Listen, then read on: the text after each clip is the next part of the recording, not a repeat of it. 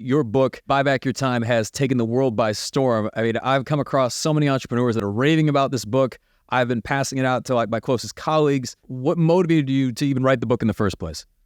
I mean, I appreciate the question. I wrote the book because I've been an entrepreneur for 25 years. Entrepreneurship literally saved my life. I talk about the beginning of the book. I grew up in an alcoholic family, ended up in getting in trouble, and had a whole chaotic side to my life where I ended up in prison twice by the age of 17. And luckily, through some really incredible people showing up in my life at the right times, I made it through this really dark period. The concept of, being better to build our business, because really that's what entrepreneurship is about.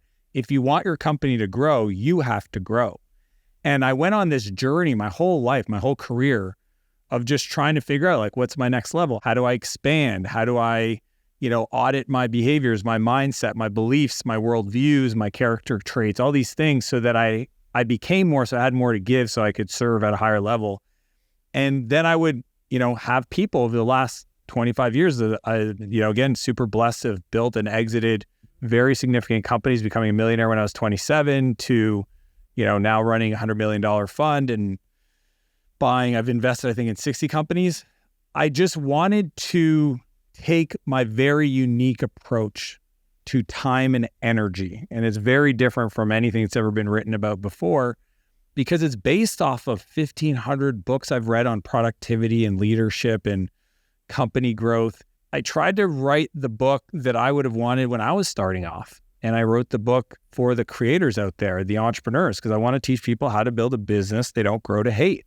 And unfortunately, that's what happens to most entrepreneurs, and even though today a big part of my life is going back and talking to the kids that find themselves in the place that I found myself. And that's probably the thing I'm most proud of, is just continuing to support the next generation of entrepreneurs.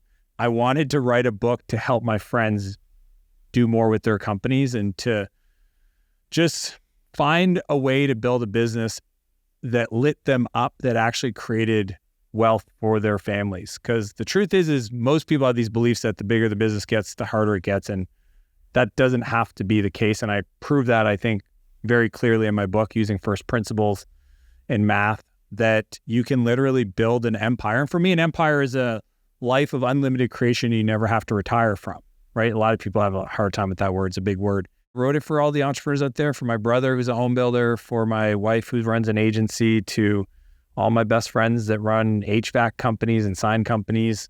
I just wanted to kind of write a process that I've been using that's blessed my life and share it with the world. So that's the movement I'm out there to create. It's just teach people how to use the buyback principle to build meaningful companies that they don't hate.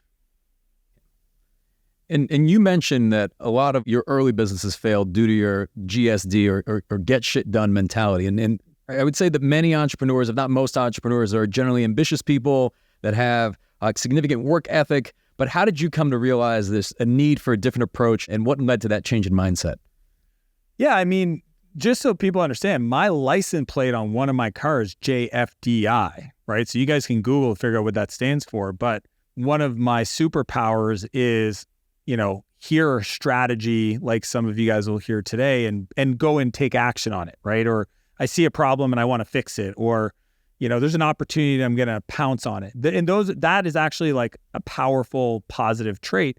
But like most things, your superpower can quickly become your Achilles heel as you grow, right? That same see something, take action also undermines your team if you're doing their job, also eats in your calendar and moves you away from doing projects or working on things that could actually progress your business if you're tied up in the minutia and minuscule that's not designed to build your business. So that's what happened for me, is I had to understand how time works, that time is the same for every person in the world. There's folks out there that have incredible output in regards to what they can get done with their time, and other people struggle to have any meaningful output. So if it's not time, what is the differentiator? And I've discovered it's leverage, right? That's the equation. Time's a constant, times leverage equals output. Output's variable.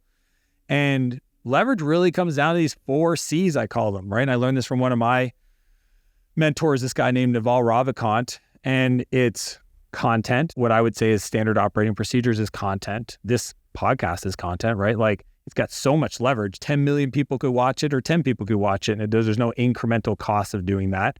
A lot of businesses talk about franchise prototypes or standard operating procedures. That's all content. The second C is capital, right? We all know it takes money to make money. So like, how do we leverage capital to do more? The third is code. When we think of automation, software, every business has, software to run your CRM, to the billing, to, workflows, automation. And today, AI would be a big part of the code component of it. And then the fourth is collaboration, which is people. And like, how do we properly evaluate opportunities to buy back our time from our calendar so that we can replenish that activity with things that light us up, what I call green time, or make us more money, or ideally both. When you go from like being an employee where you're trading time for money and you go to entrepreneur where you're trading money for time, right? Just through the nature of building a business, people are paying you for an outcome or a widget, and then you're giving them that thing for money, and then you hire people to buy back your time. I mean, that's the game that every entrepreneur is playing. I just don't think that many of them understand that. And if they did, they would just play it better.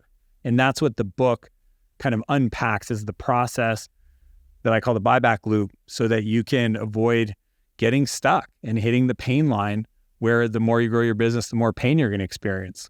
In the words of Ray Dalio, I think it's like pain plus reflection equals progress. And you talk about hitting the pain line, which a lot of entrepreneurs sometimes don't even realize that they've hit, but this seems like the catalyst behind a lot of change. If you could elaborate on that. Yeah, the pain line is a point where the more you grow, the more hurt you're going to have in your life. And this is like every entrepreneur asks them, if you were to triple your business next month, what would break? And they're like, well, my calendar would break. I wouldn't be able to deliver on it. My team would hate me. My current customers would be upset, et cetera. And it's like, perfect. Because of that, there's probably a high probability that you have opportunities, partnerships, you have an email you've been sitting on, you have potentially raising some money from an investment partner, whatever it is, that you're dragging your feet to take action on because of this pain, right? Or you're in the pain right now and you just want it to stop. And usually at that point, most entrepreneurs do one of three things. I call them the 3 S's. They either decide to stall. I don't want to grow anymore. Is it okay if I have a business and I don't want to grow? And the answer is everything's okay. There's no right or wrong in the world, but you just got to ask, you got to choose your hard, right? Because like for some people, working at a job is really hard. For other people, building a business is really hard. But choosing to stall, here's what I know, your customers' demand of like better, faster, cheaper is not going to go away. So are you innovating your product or services? Your team desire for progression and enhancement. So like if you just think about like your team, if they don't feel like there's an opportunity for them to grow in that role, especially your best people, they'll leave. I always say this to people, the job of a leader is to have a vision that's big enough for everyone on their team's dreams and goals to fit inside of. If that's not true, then your best people will go find a team where that can be true. The other S is sell, right? Where I get this call every week from friends of mine where they're like, hey man, I think I'm ready to sell. And I go, okay, cool. I'm not saying you can't. I literally had a call today with one of my cousins. He has a $5 million a year kind of distributor company. And he's like, I think I'm ready to exit. And when I asked him, why do you want to sell? And we list the top 3 things. These are all things that should have been solved by now at this stage in his business if he was following the buyback principle, right? So selling, it gets you to discover what your complexity ceiling is. And what I've discovered is people think, well, if I get into this other business opportunity, or if I, sell and I go do this, it's going to be easier. And the truth is it never is easier. You just got better. So your complexity ceiling is now, visible. You know what it is. This is it. It's 5 million in revenue. It's a team of 6 people and I just don't know how to manage more.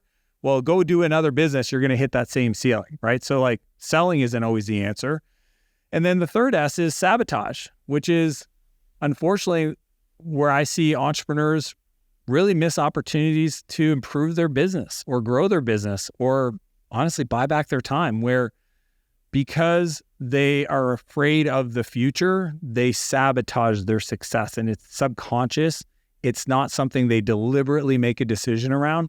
But when I see people make decisions, I go, why did you decide to do that?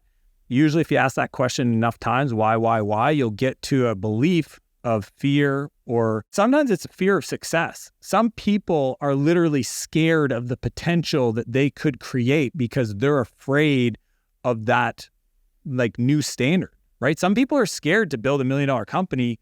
They won't admit it. They may not even know that it's there because, well, now that I have $1 million company, what if I don't? What if I mess it up? I can fall from a higher place. Those are the 3 S's that usually people get to when they hit the pain line that the book clearly addresses and walks through a lot of the mindset blockers and the beliefs that are holding people back from buying back their time.